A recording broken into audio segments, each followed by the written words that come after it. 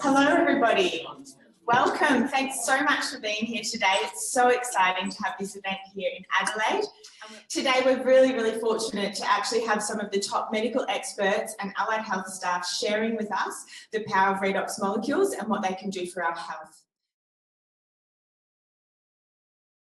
So Dr. Robertson Ward, also known as the Redox Doc, he's an acclaimed community medical physician and researcher. He was awarded a medical degree from the University of Illinois, and at the University of Cincinnati, he was recognised as the Family Practice Resident of the Year. He has served in top-level positions as a family practitioner and in hospitals all over Midwestern United States. Dr. Ward has directed over 15 full clinical research studies on a broad range of topics, and he has an intense interest in helping people find real solutions to their health problems. As an acknowledged expert in the field, Dr. Ward finds positive and tangible human physical transformations as he applies the science of redox biochemistry to clinical challenges in his functional medicine clinic. And this is a book that Dr. Rob Ward has authored. It's called Healthy Cells, Healthy Life, Balancing Redox for Better Health. So thank you so much, Dr. Ward. We'll hand the time over to you. Well, thanks very much. Can you hear me okay? Yeah.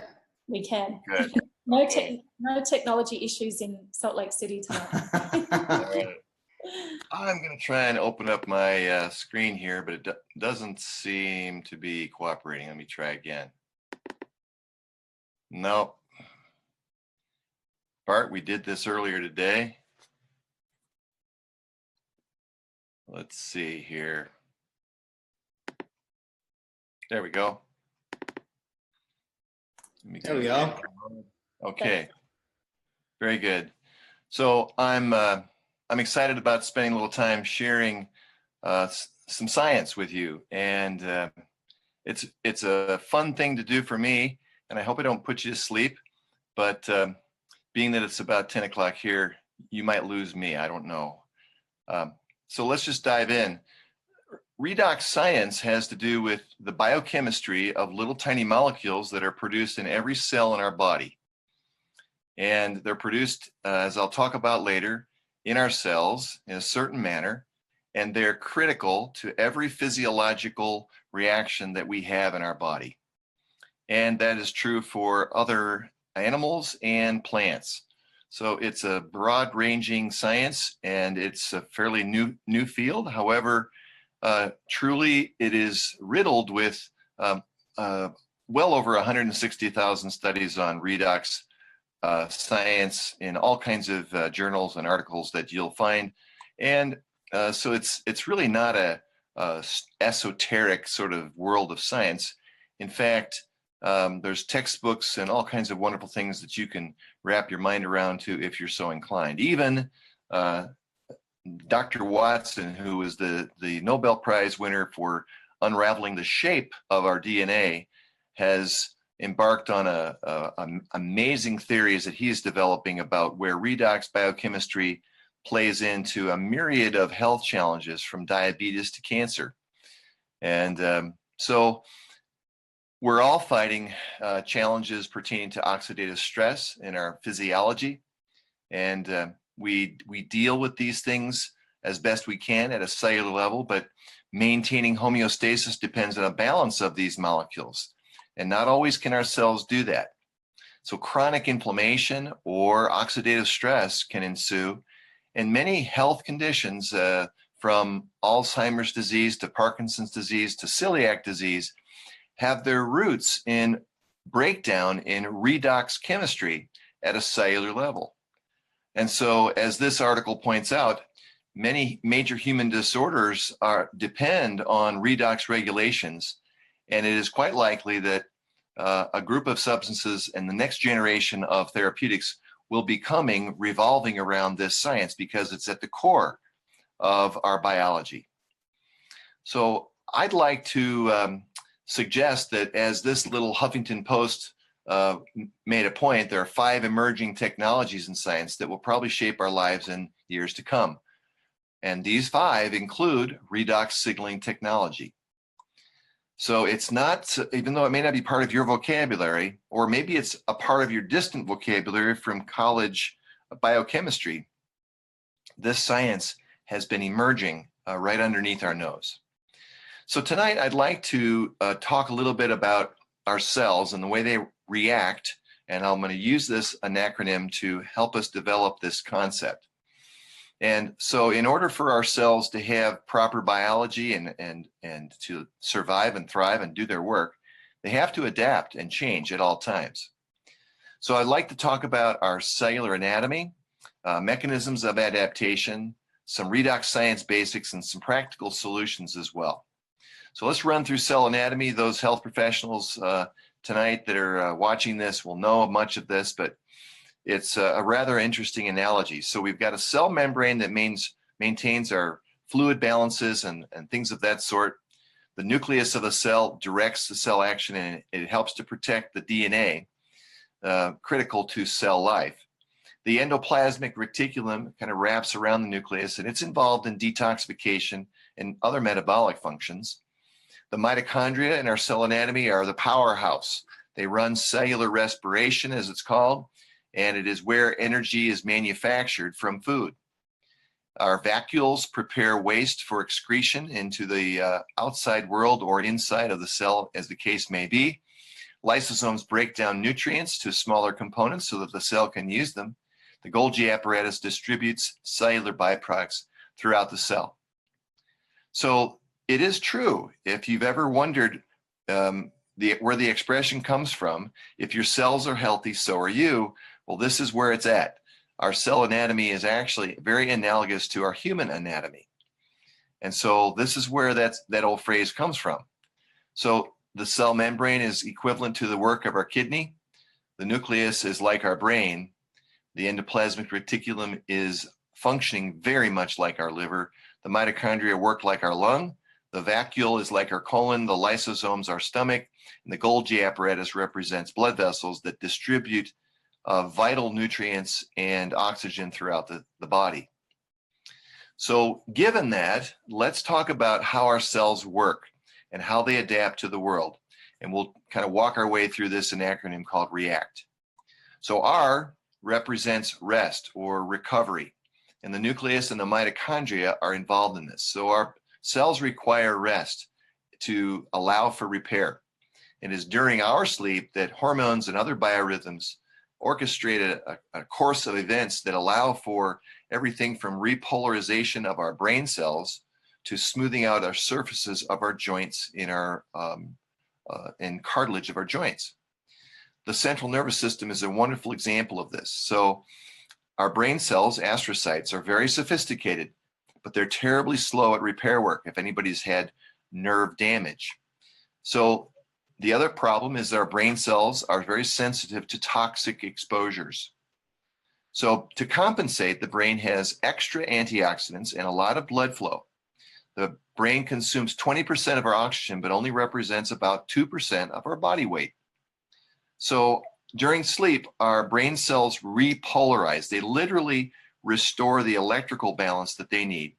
And the membrane of the cells are critical in this process. Another example of recovery and how that all kind of plays out is our muscle cells. They are loaded with mitochondria for a purpose. Those mitochondria help repair and accelerate the energy production and an assistance with detoxification of a muscle cell as well. Joint cartilage, I mentioned earlier, oxidation and inflammation are directly linked to redox balance. If we lose the balance, we lose the ability to do this delicate balance of repair. So joint repair from wear and tear requires redox molecules to be present in balance. So let's talk about those little mitochondria for a second, the powerhouse. Mitochondria are critical in activating the process of repairs, and they produce redox molecules during the natural process of the Krebs cycle, or the manufacturing of ATP energy. So food is converted into ATP, and redox molecules are a critical part of this cycle, and they are produced right there in normal cases. So redox molecules are primarily comprised of about 4 atoms. hydrogen, oxygen, nitrogen, and chloride. So redox molecules are combinations of these atoms in 2 or 4 molecule sizes. So it could be 2 atoms or 4 atoms or 3 atoms, for example. So redox molecules are critical. They're molecular activators of every chemical reaction in our cells. They're right at the core of activating these chemical reactions from A to Z. They're also, secondarily, a primary mode of cellular communication inside and between cells. So they activate chemical reactions and they provide avenues of communication. So there are 2 categories of actions of redox molecules. They activate the efficiency of antioxidant molecules like glutathione. So they're stopping oxidative stress and block what we like to call cellular rust. The other main category of action is that they facilitate cellular communication. So they balance our tendency to have inflammatory problems, and that is a big deal. Without them, we will die within minutes. If we didn't have any redox molecules, we would hardly survive for very few minutes. So here's the big problem. As we live and age, the mitochondria in our bodies decline in number and capacity. We lose roughly 10% of our mitochondrial density per decade of our life. And we also lose about 10% of the efficiency of the work of these little mitochondria powerhouses. So what are we going to do about it? It's a problem. And it's interesting that most all of our health problems align according to these 2 categories of actions of redox molecules, not by coincidence. So if we look at human health or lack of health, on one side we have problems that are directly linked to oxidative stress or cellular rust, where there's a buildup of toxins and the cell can't correct this. And as a result, the body has to try and adapt in some way. And we see an expression of disease, from heart disease to osteoarthritis, type 2 diabetes, metabolic syndrome, etc. On the other side of the equation is problems related to inflammatory issues or inflammation. And in this case, we see problems such as allergy, asthma, thyroid problems, autoimmune issues, cancer, and such. So we've got 2 sides of the equation. And of course, there are situations where we have a bit of a mixture. But typically, people tend to have a tendency to have more rust on one side or more inflammation on the other as they live their lives. So RE, E stands for eat or nutrition. And our vacuoles and endoplasmic reticulum and cell membrane are big time involved in our ability to assimilate nutrients. So we've got to take in nutrients as well as ample amounts of water to maintain our health. The kidney is designed to conserve or release water according to our needs. And our stomach not only absorbs water, but also secretes digestive enzymes and acids to help in the assimilation of nutrients. And the lysosomes, like our cell stomach, are critical in breaking down nutrients into smaller little particles for us to absorb. So the food we eat each day not only provides basic calories, but the nutrients in our foods themselves are like information for our cells and the bacteria that live within our gut. So we've begun to know that inside our small intestine is an entire ecosystem of bacteria called the microbiome or microbiota. And so bacterial populations are normally diverse, like a rainforest. There's all kinds of species. But when we eat a diet that is more of a stress diet or a survival diet, where we're eating starch and wheat and sugar to maintain life, we create a shift into a more narrow and less abundant culture of bacteria. And those particular bacteria then will code for the expression of certain genes that lead to weight gain, inflammation, and certain amounts of stress. So that inflammation will, for example, limit the absorption of some key nutrients like vitamin D. It's no wonder that we have an epidemic of vitamin D in industrialized countries today, America in particular. So these survival bacteria create chemicals called cytokines, and that causes inflammation in the gut wall. And that leads to a breakdown in some of the cells, and that causes a secretion or transmission of these cytokine chemicals right to the lymph nodes, right next to our gut wall. About 80% of our immune system lives right there next to the small intestine and colon. And it's not by coincidence. It's to help us, our bodies, understand what's going on in the outside world.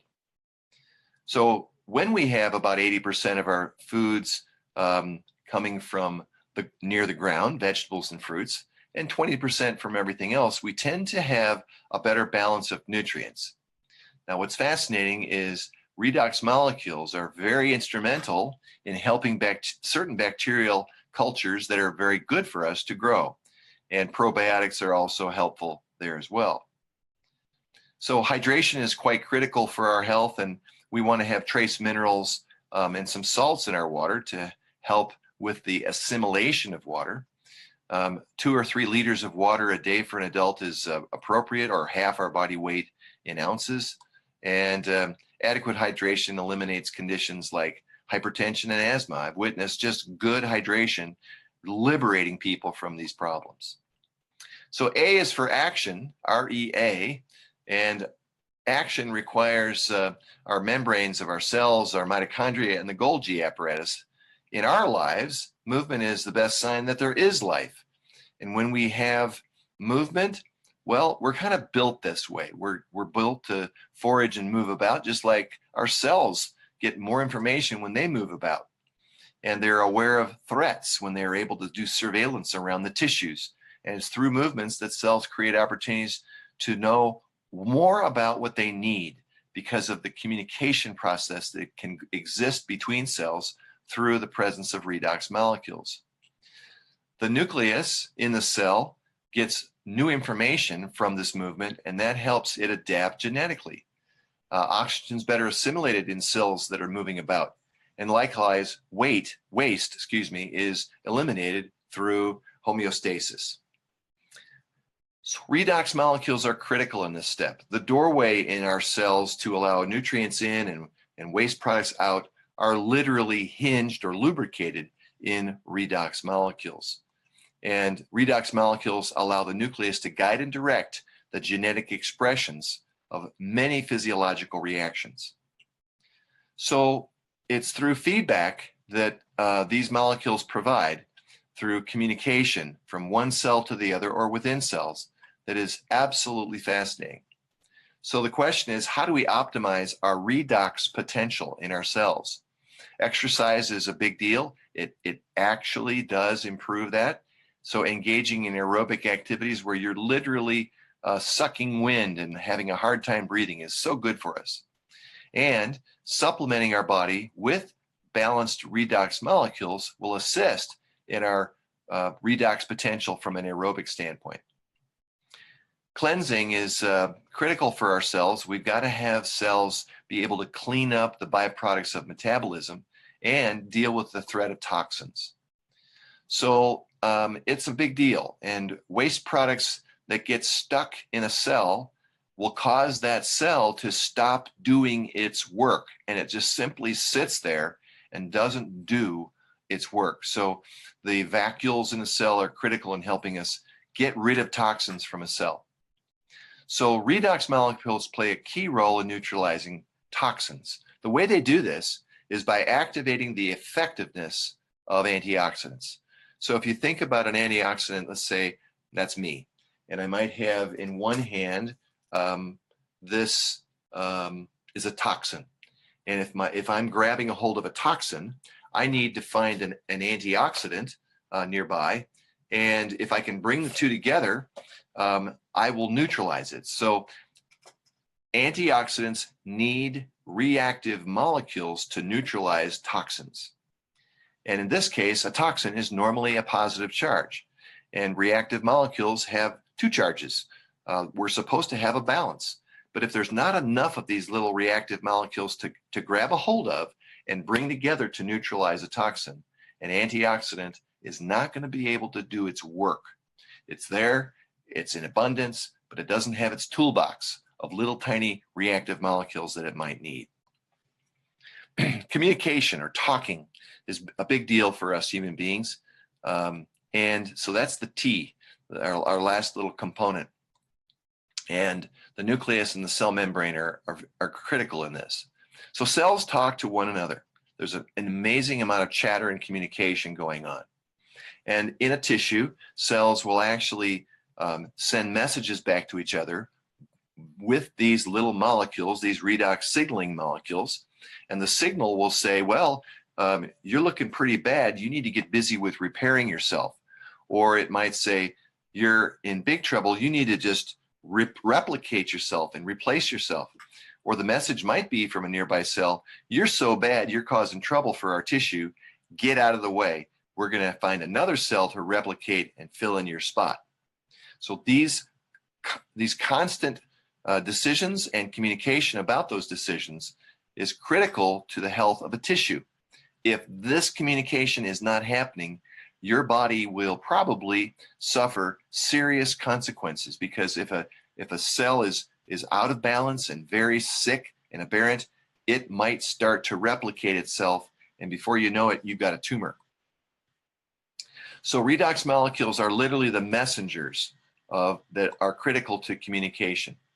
If I was to step on a thorn, the first thing to happen is a signal from my immune system. It's called an oxidative burst, and it will send out a signal saying there's a thorn, send out the troops, and that oxidative burst is actually a release of reactive molecules that we don't have them, we don't get the message out, we don't deal with the problem that might be happening. I want to spend a minute talking about the transcription of genes. It's a big topic today in our life. We talk a lot about nutrigenomics and the human genome, and it's everywhere. So we happen to code for about 20,000 genes that do specific coding for the production of proteins. There's a lot of other genes out there, but there's 20,000 that code for proteins, and they're very important. So what is this transcription really like? Well, think of a DNA segment. And if the DNA has to copy itself, it has to go to the copy room.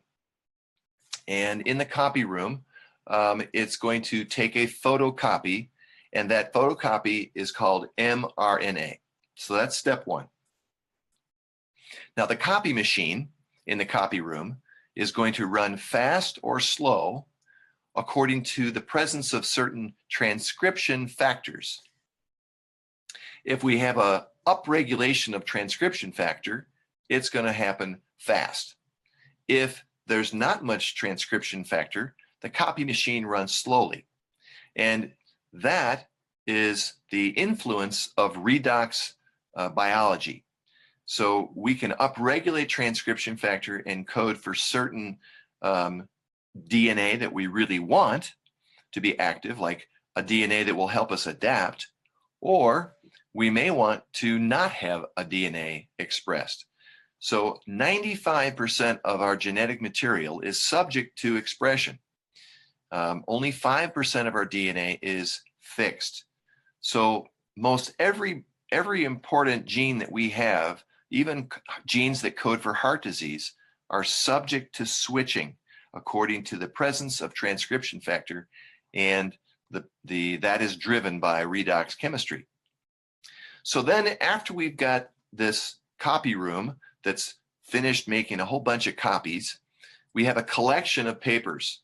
This big collection then it's all stacked up, and it represents what's called a transcriptome. And so that's the sum total of everything that's been copied. So we might have a transcript for bones, a transcript for brain cells, or something for muscle cells, and all collectively, these would be called a transcriptome. So there's a whole bunch of different transcripts that equals a transcriptome. So to sort of summarize, the mRNA leaves the copy center, goes to the ribosome house in a cell. Remember the ribosomes. And the mRNA is coded into certain amino acid chains in the ribosome house. And that's where they form these giant protein molecules. And these proteins then will express our genetic potential. So when we code for certain proteins, we'll have better digestive health. We code for other proteins, we won't. And every aspect of our health is influenced by all this copying. And what drives the speed of the copy machine is our very redox molecules. It will either upregulate or not upregulate transcription factor. Well, getting back to our job in communication, we have, as people, we have a job as being social creatures. We interact with others, and without that interaction, we just don't have much joy. So our thoughts, just like in our cells, can create beliefs, and if we think them over and over, those beliefs can create deep feelings, and these are usually led to a feeling or an impulse to take action. So if you can change your thoughts, you can change your actions. But all of this is critical in our lives, just like it is in a cellular life. And just as cells listen to one another to understand exactly how we're doing, we get feedback from our nearby cells. Our lives are influenced probably most greatly when we simply listen. And so when we have interaction with people, we live longer. Proper social interactions can extend life by way more than 10%. So REACT represents an acronym of how our cells adapt and adjust. And at the core of what's going on with these cells is these very delicate but easily influenced redox reactions. And these redox molecules even influence the expression of our DNA and help us adapt. As was mentioned earlier by the Cotters, I have a website that kind of helps people learn about redox chemistry. It's one of my passions. And feel free to visit the redoxdoc.com. There's a bunch of newsletters that I try to get out as often as possible, and there's a subscription video course series as well. I'll also mention the book that they talked about. This is a nice little summary, and it goes through a number of health issues, as well as just describing the basics of redox biology. So I hope that's been helpful, and I'm very much open to questions tonight that might be on people's minds. I know that there were some questions that were sent in, and so maybe we can go to that. Thank you so much, Dr. Ward. That was extremely informative, and we really appreciate you running through that, because I was curious as to how these stabilized molecules found you. And I was reading that in 2010, you were away on vacation in Kentucky. A friend of yours sent you a case of Asea, and when you returned home, it was rock solid frozen. So you opened the box and you were curious about the science behind it, because you found that it was not sensitive to extreme heat or extreme cold. So that then led you into reading Dr. Gary Samuelson's book, The Atomic Medical Physicist Who Stabilized These Molecules. And you were really interested in the molecular biology, I guess, behind that. And so it was just fascinating to know that that adventure in that beginning really led you to getting back into marathon running, where you did a jig in the kitchen the day after you ran a marathon because you felt so good from your recovery, and you haven't stopped taking the molecules ever since. And that was, 8 years ago now. So if you'd like to explain that story or share any more insights, I think that'd be really helpful. Well, okay, so I'll kind of switch to talk a little bit about the Asea technology. And so it is the only source that I know of on Earth where you can actually find balanced redox molecules for consumption. And so I was fascinated with this science, and all of this biochemistry evolved way underneath my radar as a practicing physician. But as I looked into this, it kind of made sense. And I was quite interested in trying it. And I have some sports injuries from my high school days, and joints that hurt, and they'd been hurting for years, and they stopped hurting, and I could run. And it was remarkable. I mean, I'd done a lot of things to help these sore joints, and I'd had some results, but I hadn't gotten deep enough in that physiological process to just activate that full potential. So yeah, these joints still have challenges, but they don't hurt, and they're not falling apart as I continue to be active and participating in backpacking trips and running and stuff like that.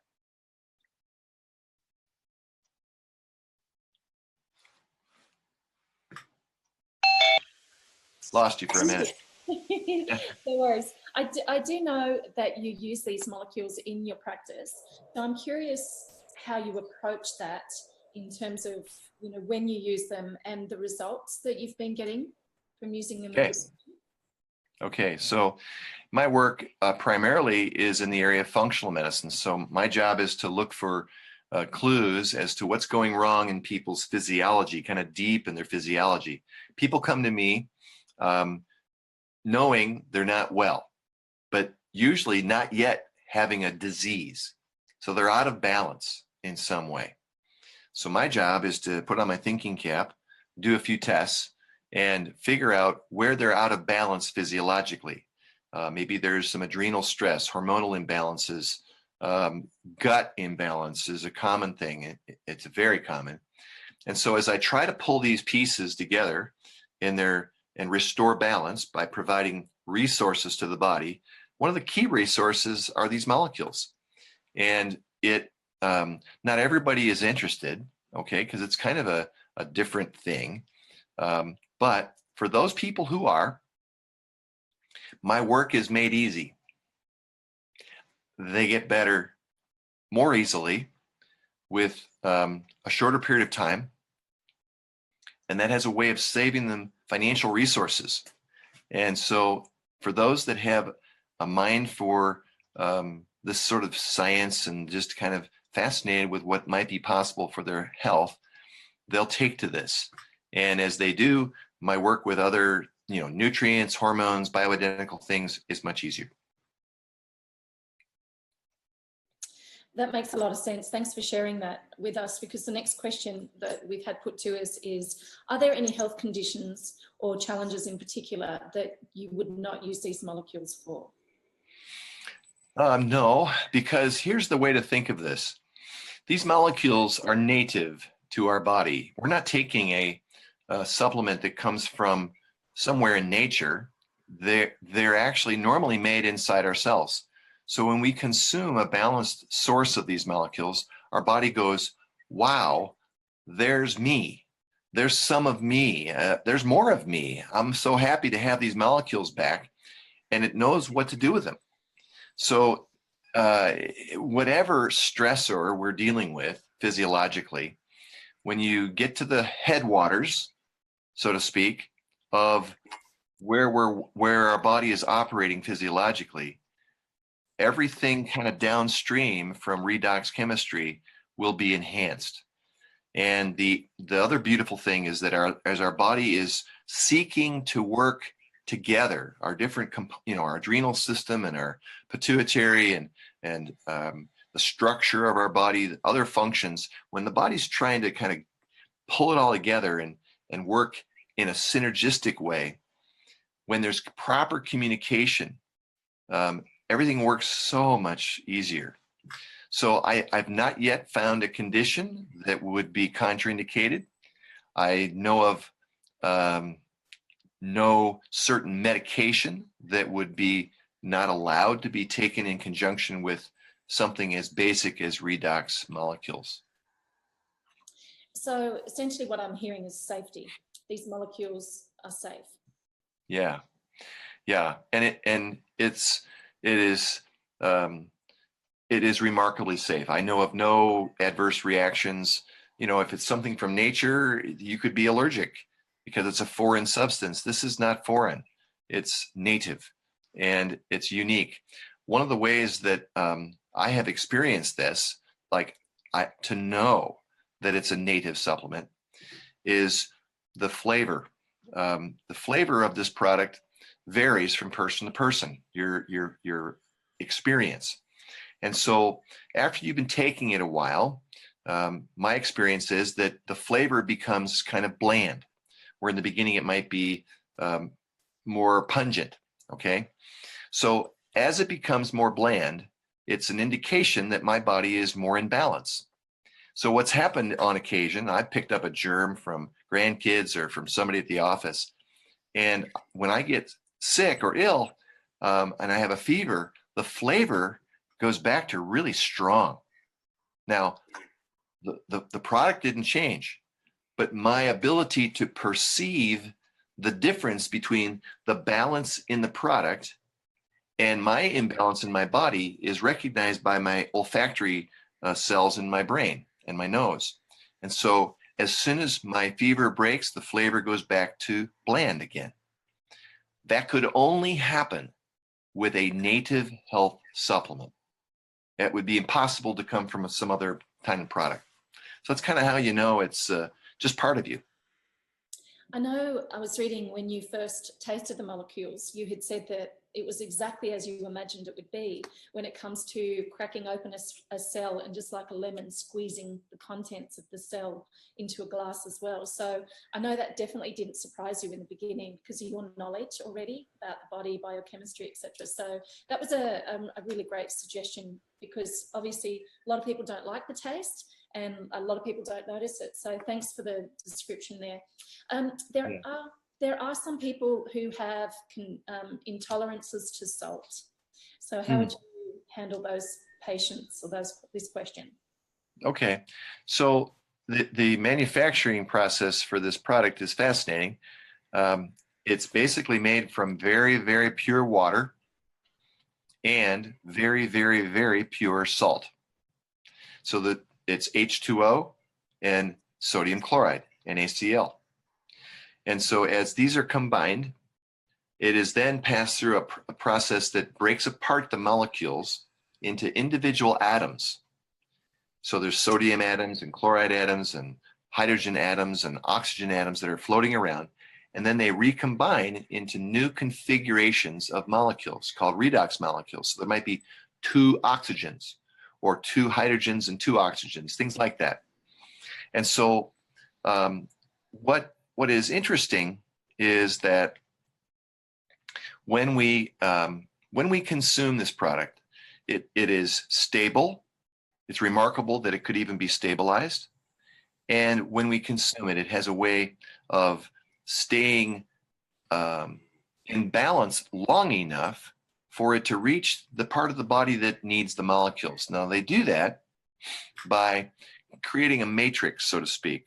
And part of the matrix is the presence of a little bit of sodium. And so the amount of sodium is minute. In 4 ounces, there's about the same amount of sodium as you'd find in a slice of bread. So people that are on restricted sodium diets and things like that need not worry. They're not going to be drinking enough to matter. If your doctor allows you to have a piece of bread or 2 a day, you're good to go. So it's very tiny amounts. And it doesn't lead to any problems with our health at all. It's just there to keep it stable. So it has a long shelf life. Right. And I mean, it's amazing really how stable it is given how bioactive it is in the body. And we've been chatting about consumption. Are there other ways to apply the molecules? Well, there is a product that you can put on your skin. And it has a little gel that allows it to be able to place the redox molecules on our skin. We absorb it that way as well. And it's remarkable how well our skin is a conveyor of redox molecules. Our skin is very hydrophilic. It loves water, doesn't love oil.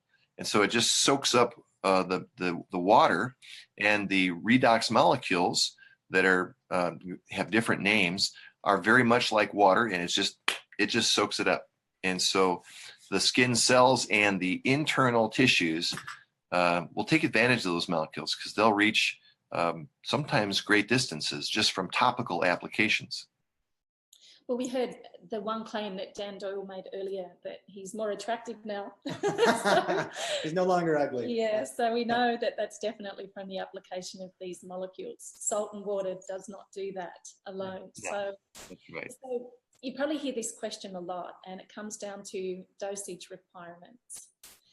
So as a medical doctor, in terms of how do you monitor that, and what sort of recommendations do you give to your patients that you can offer as advice to the health practitioners? One of those might reflect the age of the person, but also just what state of health that they're in too. What would you say?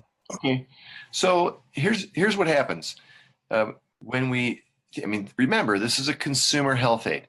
We don't really dose it, and it doesn't require a specific dosing necessarily. Many times people have an intuition about what to take, but it boils down to this. If your body is well hydrated, if you've got plenty of moisture in your body, then as you are given this new resource of balanced redox molecules, your body will then make some decisions. And it says, okay, to-do list, check 1, check 2, check 3. And it starts going through a checklist of things it wants to work on. And the repair process will begin. Your capacity to do repair work is determined by your nutritional status. It's determined by the age of your body, how old you are. It's driven by how thirsty your body is for balance. And it's the opposite of the medical field. When I think of a conventional treatment for somebody with pneumonia, they're going to if they're really sick, they need massive doses of medicine, right? Because they're super sick, they need massive doses. When people are deficient in health and they are lacking redox balance, their redox potential is very low, it doesn't take much of any amount of the Asea product for them to feel a replenishment. It's kind of like the guy in the desert who just needs a little ounce of water, and it's all of a sudden he's rejuvenated. Our cells will really make use of these products, and our bodies are wise. It knows where to use them. So I like to tell people to begin with 2 or 4 ounces twice a day. Drink a lot of water to help with the cleansing process as you start to get well, and adjust up or down according to how you feel. If you're feeling a little toxic, then adjust down. If you're not feeling much change, you could adjust up a little bit until you start to notice shift. The shift is in your cellular repair. And so the symptoms of shift would be better sleep. Oh my gosh, we sleep like a baby when we have the right balance of redox potential for our brain cells that I talked about earlier. We notice that our digestion is easier. We notice that our recovery from exercise is much more efficient, and we don't get as sore. Our muscles just don't ache as much after a good hard workout.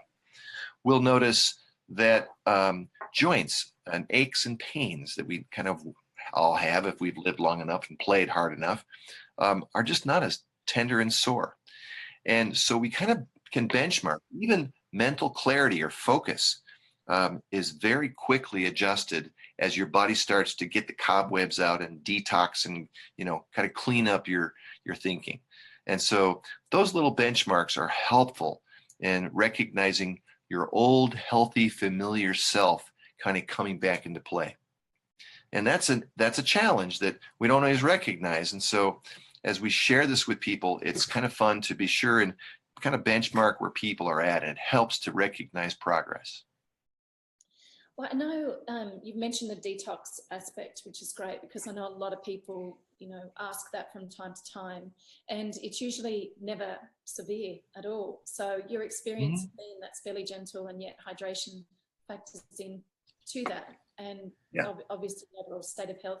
You did touch on in your presentation, no contraindications to medicines, etc. But with the audience we have online today, is there any suggestions for people teetering off their medications, being more observant as to what's happening physiologically to themselves when they're on medications, as well as taking the Asea supplement, for example? So here's what I recommend to people: is not to play doctor, and because it gets really complicated, right? And so when I have somebody who's working with an oncologist or a cardiologist or whatever, I'll tell them, look, when you see Dr. X, I want you to be sure and mention that you're doing a number of things to promote your health, and that you know the doctor is working very diligently on your disease. And so as you have a stronger health, you may want to remind your doctor that you're getting healthier, and you'd love to see if things haven't changed a bit. And so the doctor has certain biomarkers he might be following. It might be your LDL cholesterol level. It might be a SED rate. It might be something else. And so as your markers for the process of recovery from a disease condition improve, then the doctor will say, well, isn't that interesting? That's not supposed to happen. Maybe we should rethink this. And your next comment should be, well, maybe we can cut down on some of the treatment I'm getting so that my body can just move forward on its own. So it's a step. I think that we just, as we begin something new, like the Asea product in your life, you want to keep as many variables fixed as possible at first. Don't change too many things at once. Just add one new thing, benchmark your progress, and then as you see markers improve and you just generally feel better, talk with your doc and suggest that you retest and consider less therapy. If your blood pressure's better, you may not need that medicine. And it's gonna be hard for the medical doctor to understand this because they're not used to it. They're not used to seeing people improve their health. They're used to just doing kind of disease maintenance. So you got to help the doctor along. And it's kind of what I suggest. We shouldn't just stop medicines. That can sometimes backfire. Do it with your doctor's advice. That's great advice. Thank you. And I noticed that you said from a patient perspective, it's important for people to really benchmark themselves. Yeah. Yeah. So that's extremely helpful. I'm going to go over to the chat box now. There's a couple of questions that have been submitted. The first one I know was on organ transplants, acceptance versus rejection with these molecules. Mm-hmm. I've never encountered any problems when people are drinking the Asea product and working closely with their doctor, regardless of what sort of therapeutics they might be engaged with. Drinking molecules that are native to your body are not going to interfere with any medical therapy.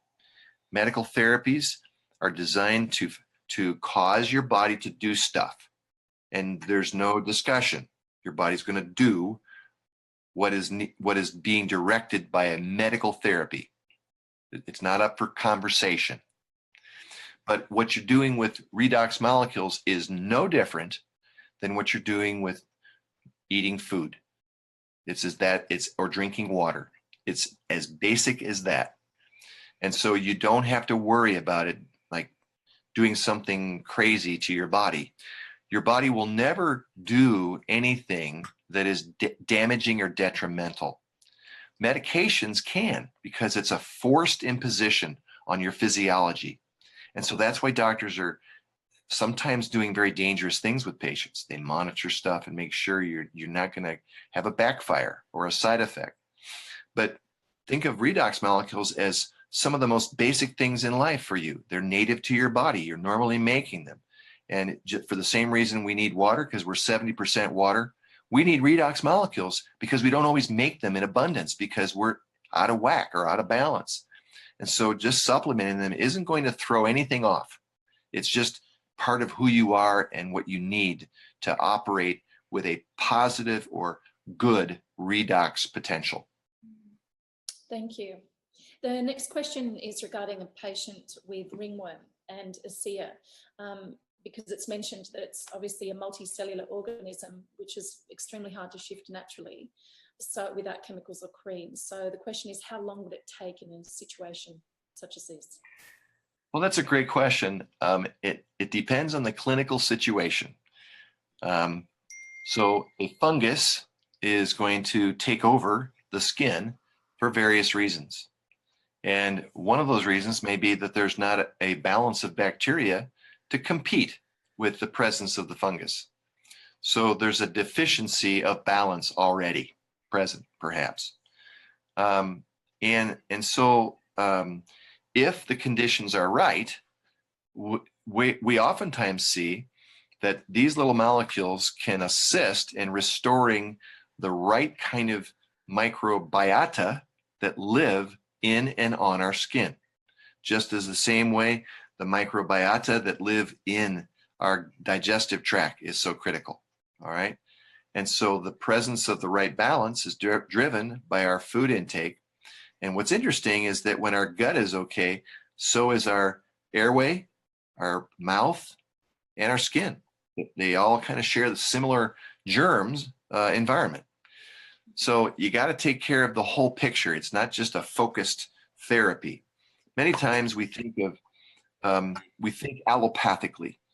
You have high blood pressure. Well, you need a high blood pressure pill. That's an allopath approach. But when I think of skin conditions, it isn't just like, well, you need to do this then. It's like, well, what led to that skin condition? What's wrong with the balance of things? And maybe that's where we should work first, and then maybe create some symptomatic improvement. The application of Asea topically is absolutely soothing and restorative to the skin. It feels so good. And there's nothing wrong with that. But at the heart of the matter, at the root of that fungal infection, a yeast or whatever it might be, then you may want to go a little deeper and look for what led to that. And then you get a real result. Long answer to a short question, sorry. No, that makes a lot of sense. Thank you. We have a question that's come in terms of success for you treating potentially patients with Alzheimer's, particularly YOD. So I know we're naming conditions as such, but what's been your experience with Asea, with these molecules and Alzheimer's disease? Well, I need to be careful not to really refer to a specific disease in conjunction with the Asea product, because it's making a claim that is really not fair. All right. But if you think about cognitive decline, okay, of whatever kind. So we have people today, we have kids that are not able to focus in school and their cognition is impaired. We have adults that are so stressed out and are so sleep deprived that they're falling asleep at the wheel or cannot think and remember nouns at work.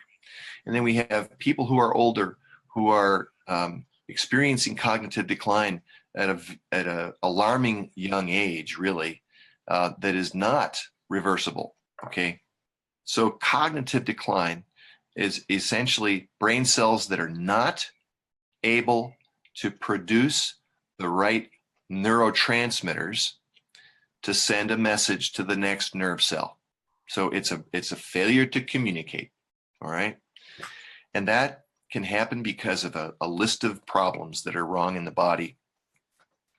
But I will tell you that at the heart of the matter of communication in our nervous system, as was in my presentation earlier, is the very production of neurotransmitter chemicals and the transmission and recycling of those chemicals. All of that is driven foundationally by redox chemistry. It's at the core of every thought we have. And so providing a resource and balance is critical. Yes, these molecules can travel right across our blood-brain barrier, but so can toxins that come from those cytokines in our gut. So we got to be careful. It's not about just this for that. It's a more of a, we have to look at ourselves as a system. And oftentimes, some of the first places I witness people to experience a benefit from drinking Asea is in their cognitive changes. They notice their mood is better. They notice they're thinking, their anxiety is less. And this can happen within seconds of consuming just an ounce of Asea. They just notice that they're thinking better. And I've even witnessed that from people applying the topical product, the Renew product, to their face. Where does the drainage, the veins and lymph ducts from our face goes directly to our brain. That's why an infection in your sinuses can really be damaging to your brain if you're not careful. So anyway, cognition is greatly impacted by redox chemistry. And when we have a balance in our redox potential, we really help in the production and the recycling of our neurotransmitters, the very chemicals we think with. Thank you. I know as I cycle through some of these questions, there'll be a lot that contain people wanting to know experiences with specific medical conditions. So to extrapolate what you just said in terms of the answer, when it comes to cells being involved, these molecules are going to have an impact. So I'd like to go to the questions where it has, this next one I'll just read word for word. If the cellular redox potential is basically the body's ability to deal with stress, oxidation, and antioxidants, can we create disease inadvertently by making lazy cells without enough hermetic stressors by supplementing prophylactically? Great question. And that required a good deal of thought.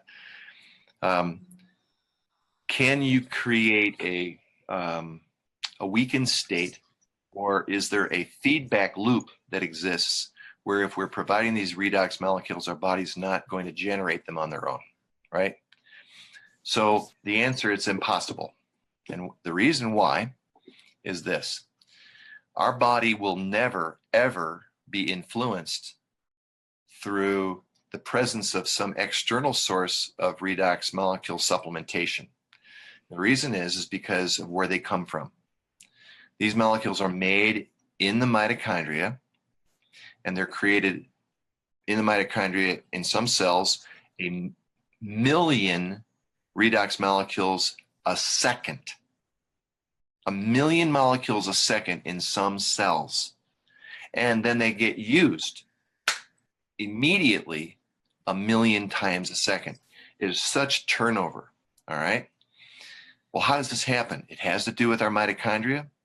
So if we ever were to stop creating energy, we would die. So we're never going to stop making redox molecules because they're simply a product of creating ATP. Are we ever going to stop making ATP?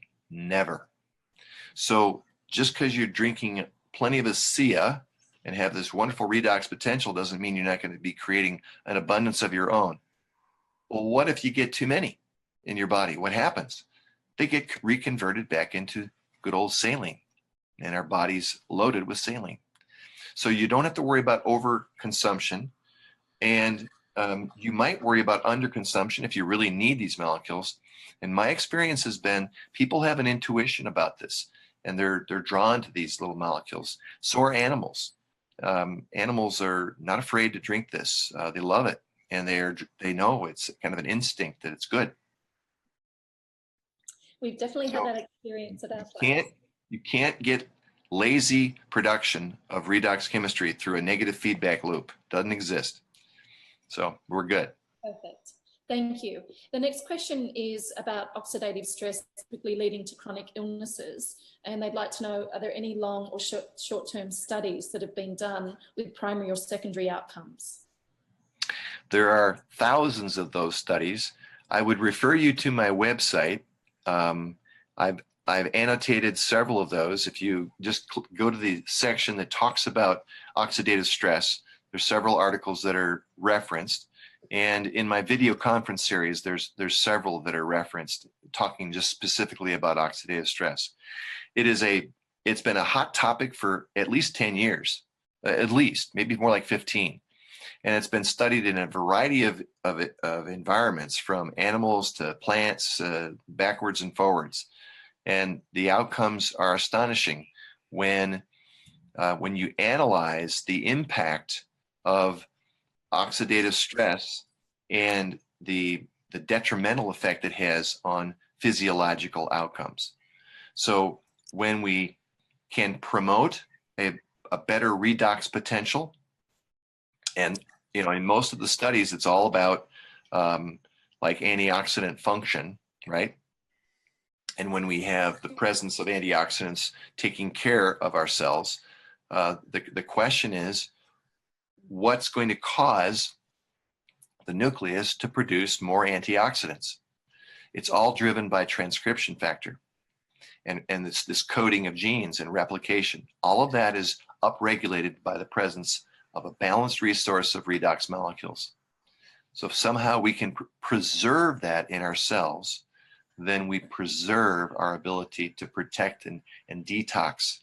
And that is integral in preventing cancer. It's integral in preventing premature aging and breakdown in our physiology. Thanks, Dr. Ward. I know that we have another schedule to continue on with, and you've been so generous with your time. So my apologies to the people who have submitted questions in the chat box we haven't got to. I just wanted to ask you one last question. And for the people whose answers haven't been forthcoming, because I haven't asked the question, please get with the person who has invited you to the webinar and we'll endeavour to find the answers to your questions. So the last one is regarding homeostasis and young healthy people taking Asea prophylactically. Will taking it reduce their own endogenous production of these redox molecules? The answer is emphatically no. None. Perfect. None. And frankly, you know, I for the last 10 years have considered myself to be pretty healthy, and you know, I thought I was pretty healthy before I started ever consuming these things, these little molecules. But here's the thing: if we choose to consume these as young adults, you know, we get to choose. And what we're choosing is whether or not we want to maintain a vibrant balance or take our chances with our world today, which is not a safe place. Here's a great example. Why is it that the #1 prescription drug in most all industrialized countries like America is a thyroid supplement, Synthroid, levothyroxine, whatever it is? Why is that? 40 years ago, when I began my practice, it was not. It was number 50 or 60. It's way down the list. What's happened? We don't have more Graves' disease. We don't have more Hashimoto's disease. We've simply got thyroids that are quitting. Why are they quitting? We don't have enough iodine. It's not getting in. And the reason it's not getting in is because our world is polluted with chlorine, bromine, and fluorine, which are on the same column of the periodic table of elements. We can't assimilate enough iodine to keep our thyroids healthy. We just can't. And so we can try to flood our bodies with iodine, but that is not even working very well. We don't have a safe world. It is just not safe physiologically in many ways. There's a list of reasons. It's not just toxins, but so what are you going to do? Well, you could follow your mother's advice and say, well, get your rest, eat a balanced diet, exercise, and do things that are going to bring you joy and peace in life. But that isn't good enough for today's day. So I just ask people, what are they doing? What 21st century technology are you applying to your life today to promote your health? Because if you're not doing it, nobody else will. And so my response to that question is, well, I'm drinking these little redox molecules every day, and I'm doing my very best to provide this balanced resource of native redox molecules that are working at the core of my physiology. And that's my best bet. I take a number of supplements and nutrients, of course, but at the heart of the matter is this upstream, very critical physiological resource that we don't have, that we really benefit from having resources at. And it's here, it's available, and it makes a huge difference. So we're not going to hurt ourselves in drinking this as a preventive measure. In fact, it's just what your body asks for. It's as basic as water. In fact, it's safer than water because it doesn't have any impurities. Most of the water we have has a little bit of arsenic, a little bit of mercury. It's really hard to get all of it out, even with the best filtration system. So Asea has none of that. It's clean. So there you go. Thank you so much for sharing your passion. You're doing so much for the field of redox biochemistry. You've encapsulated a phenomenal overview. Thank you for your time in answering these questions. You are the Redox Doc, so yet again, if you'd like to know more from or hear more about Dr. Robertson Ward, it go to theredoxdoc.com, and there's a lot of brilliant information on there, much of which Dr. Ward has actually touched on today. So yet again, my apologies if we didn't get to your question. We're so appreciative to have had the time that Dr. Ward's been able to give us, and we'll let you go and get some sleep. All right. Welcome to stay if you'd like, but we do respect your time and how late. Well, thank you so much, Dr. Ward. It's been a lot of fun. Thank you. It's been a pleasure. Thank you.